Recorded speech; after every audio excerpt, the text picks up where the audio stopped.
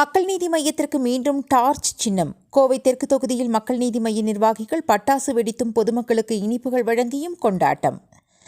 மக்கள் நீதி மையத்திற்கு இந்திய தேர்தல் ஆணையம் மீண்டும் டார்ச் லைட் சின்னத்தை வழங்கியதை கோவை தெற்கு தொகுதி மக்கள் நீதி மைய மாவட்டம் சார்பாக கருப்பு கவுண்டர் வீதி மகாலட்சுமி பேக்கரி சந்திப்பு அருகில் பட்டாசு வெடித்தும் பொதுமக்களுக்கு இனிப்பு வழங்கியும் கொண்டாடப்பட்டது.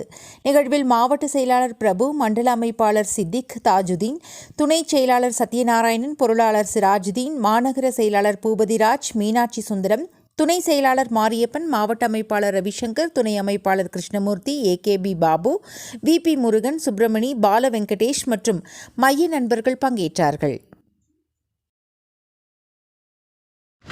வணக்கம். மக்கள் நீதி மையம் கட்சிக்கு இன்றைக்கி ஒரு இனிப்பான செய்தி தேர்தல் ஆணையம் வழங்கியிருக்குது. எங்களுக்கு மீண்டும் டார்ச் லைட் சின்னத்தை வர 2026 தேர்தல் சட்டமன்ற தேர்தலுக்கு வழங்கியிருக்கிறாங்க. எங்களுக்கு எல்லாத்துக்கும் ரொம்ப சந்தோஷம்.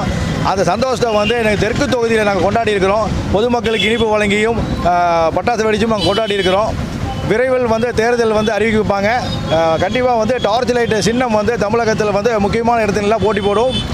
முக்கியமாக தெற்கு தொகுதி நம்பர் 2 தொகுதி. இந்த தொகுதியை நாங்கள் மீண்டும் எதிர்பார்க்குறோம். அது எங்களுக்கு கிடைக்கும் என்ற நம்பிக்கையில் இருக்கிறோம்.